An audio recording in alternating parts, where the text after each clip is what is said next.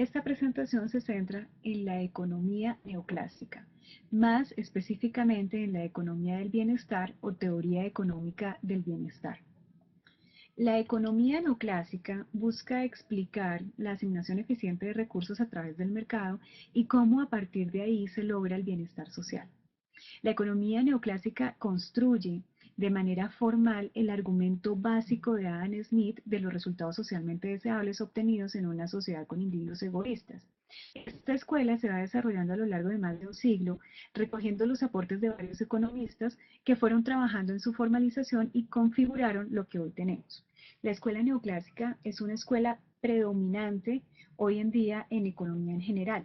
La mayor parte de los desarrollos en economía de la salud tienen como base la economía neoclásica, porque es la que desarrolla los instrumentos para hablar de asignación de recursos y bienestar social, que aunque no son los únicos problemas en términos de política pública sanitaria, sí son de los más relevantes.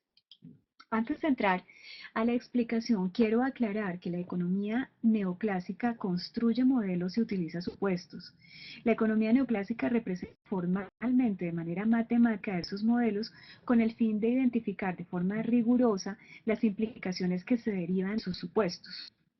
Al igual que los modelos que se construyen en otras escuelas de economía, los modelos neoclásicos no replican la realidad, sino que toman solo unos elementos clave para el análisis.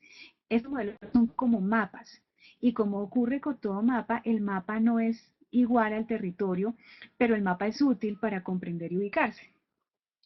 Lo que les voy a presentar es una versión esquemática de lo que es en esencia el modelo neoclásico. No obstante, al interior de la escuela neoclásica, así como al interior de la economía en general, hay muchas discusiones alrededor de estos elementos que se hacen explícitas en diferentes modelos que compiten entre sí. Pero estos son los elementos generales del modelo predominante hoy en día.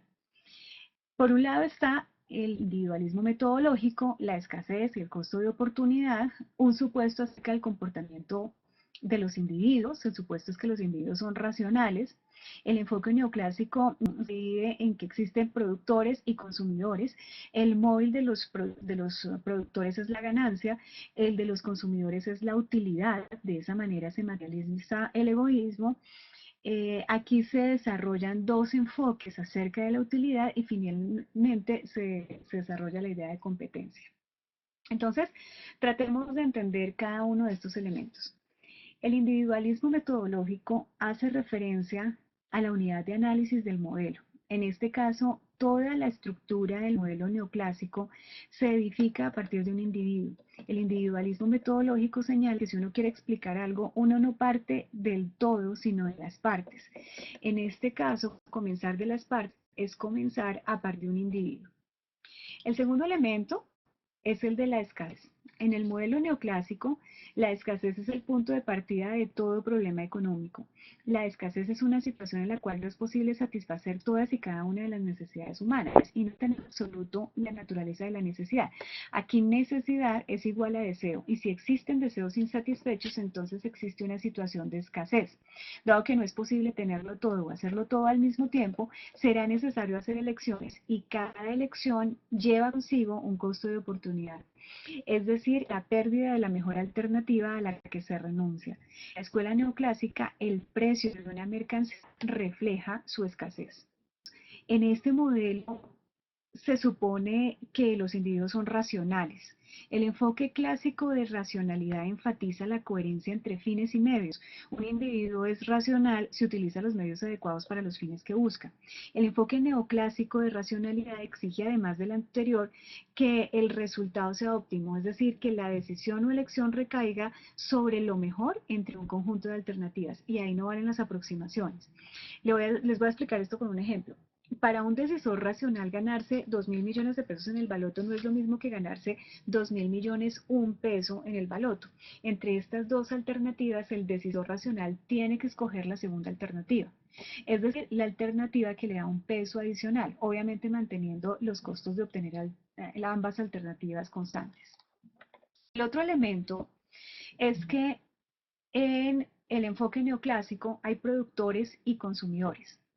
Y la idea de egoísmo se materializa en el hecho que a los productores les interesa maximizar sus ganancias, es decir, obtener el máximo de ganancias posibles en su actividad productiva, y a los consumidores les interesa obtener el máximo de utilidad posible en la interacción con los productores.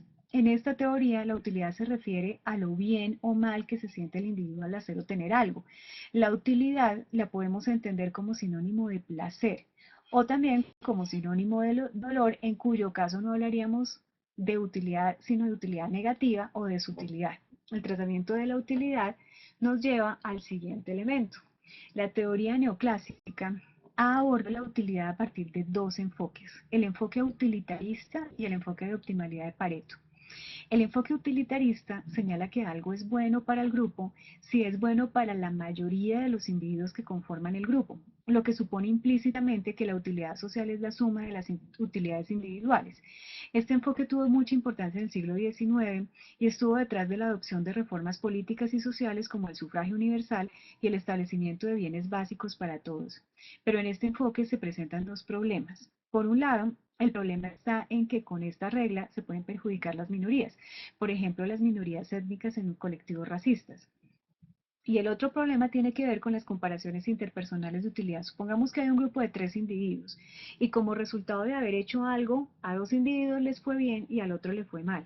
Entonces es correcto suponer que lo que se hizo estuvo bien. Si tomamos una decisión que benefició a 2 personas y perjudicó a la tercera persona, implícitamente lo que se está diciendo es que la suma de lo que se ganó con las 2 primeras es más importante que lo que se perdió con la tercera. Lo anterior implica la suma de placer y sufrimiento, y eso es subjetivo y es complicado de medir. Es por esa dificultad que en el siglo XX se renunció a nivel teórico a hacer comparaciones interpersonales de utilidad y se adoptó el criterio de optimalidad de Pareto, según el cual un óptimo es una situación en la que no es posible mejorar la situación de alguien sin empeorar la de otro. Aquí no se hacen comparaciones entre las utilidades de los individuos, sino que se hacen ordenamientos para cada individuo. Con esta idea, más adelante, algunos autores como Bergson y Samuelson intentaron construir funciones de bienestar social, o sea, que son ordenamientos de preferencias para la sociedad. Más adelante, Arrow demostró que no era posible llegar a un orden social a partir de los ordenamientos de preferencias de los individuos sin violar algunos principios que son como de sentido común.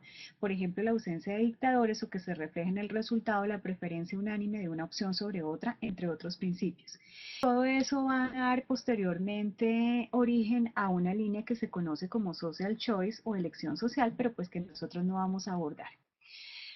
En la siguiente presentación les voy a hablar del último elemento que tiene que ver con el funcionamiento del modelo y con la idea de competencia.